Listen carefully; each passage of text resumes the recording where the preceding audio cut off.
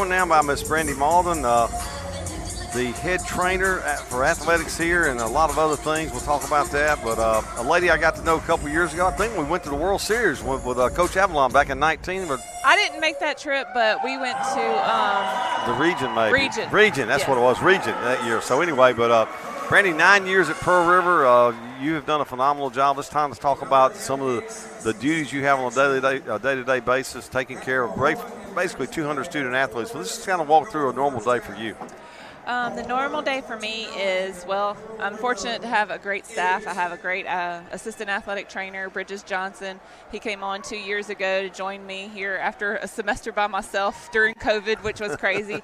So grateful for him. He stepped up and is doing a great job. But I also have 14 student trainers who also help in the day-to-day process of taking care of 200-plus athletes. So normal day is the training room opens at 9, and as soon as we open the door, they are lining up to get in and get treatment, rehab, check injuries and things like that. We update coaches throughout the day of, who can do what and, modifications they might need.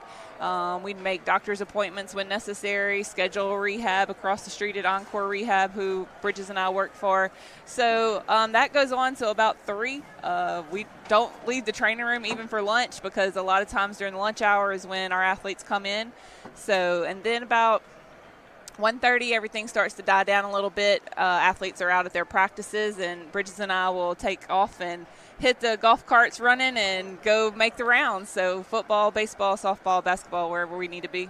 Well, let's talk a little bit about the approach here. And the thing I like about this is you talked about the care and getting them, but you try to do as much preventive stuff as well. And I think that's something people may not think about when they think about athletic training. They probably think of, well, you're reactive. Really, you're not. You're trying to be in front of things as much as you can. Of course, you got to deal with the injuries you mentioned, but you're trying to be on the forefront of that. Kind of talk about some of the things you could do to help somebody try to avoid something. Well, I'm fortunate enough to, played sports in high school. I'm still considered myself an athlete, so, nutrition, hydration, strength and conditioning, and those types of things. I actually help the women's basketball team. I'm their strength and conditioning coach, help the volleyball team with their workout planning.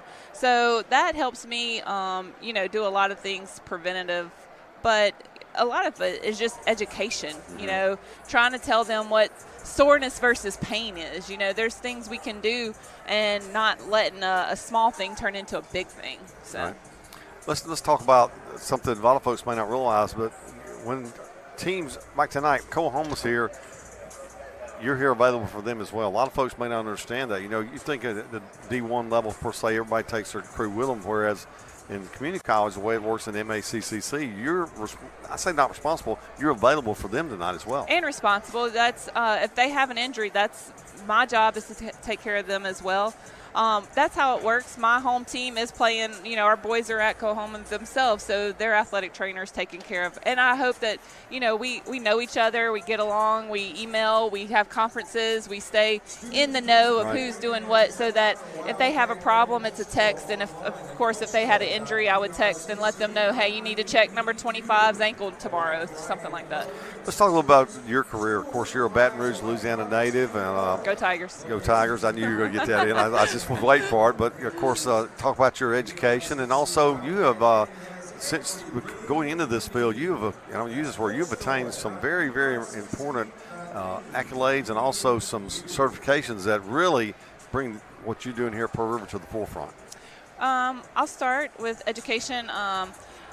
Born and raised Baton Rouge. My mom's from Mississippi. My dad's from Baton Rouge area, South Louisiana.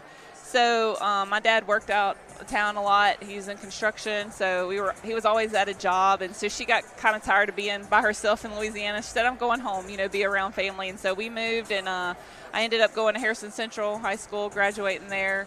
Went on to South Alabama, did my undergrad there, and then I got my master's at Southern Miss. So started off as a GA at a high school level. In high school and JUCO is totally different. So I got my 2 cents the first year I was here at Pearl River. We had a coach that liked to practice football at 6 p.m. to 10 p.m. I was not used to that. Luckily, we don't do that no more. But, that was a big jump in 2 different settings. So let's talk about some of the things you're associated with through your certifications, some of the organizations, which helps you to bring some extra knowledge to the college? Yes, my background, like I said, growing up in athletics, and then becoming a performance enhancement specialist. So knowing what sports need, what we can work on, strengthen, develop, things like that. And then being, I'm a gym rat, so I love personal training. I do that still to this day in the 5 a.m. time slot in my day. So I get up at 3:30 in the morning. I'm hitting the gym by 4:30, planning a workout. I have 2 boot camp classes that I teach in Wiggins, and then I'm here at 9. So you also are an instructor here at the college, yes, and let's talk about the student trainers in conjunction with that. You got I think 14 student trainers. I think. That's correct. Let's talk about that program. The administration doing that. I think we're the only JUCO in Mississippi that has that number, and it makes all the difference when you have 6 at football that has each your running backs have a person that knows those players. Your DBs have a person that's designated. If someone has an inhaler or a problem, right, they're ingrained in that group that whole year. Of course, we have one student trainer for every other sport. So baseball has their own, softball, volleyball, you name it, they have a student trainer. And that helps us. Bridges and I can't be at, every practice. So they'll say, hey, you need to come check so-and-so's ankle at softball or, soccer or whatever. So let's go on that note. You're always looking. I say always. You're constantly looking for more folks to get into that role. Absolutely, yes. We have application online. You can see it under the sports medicine tab at prcc.edu and hit athletics and then sports medicine. We're actually doing interviews coming up in March. Talking about you getting up at 3:30 and working out and everything else, I did not know this, but you are a triathlete. I am a proud Ironman finisher. I did that in 2016.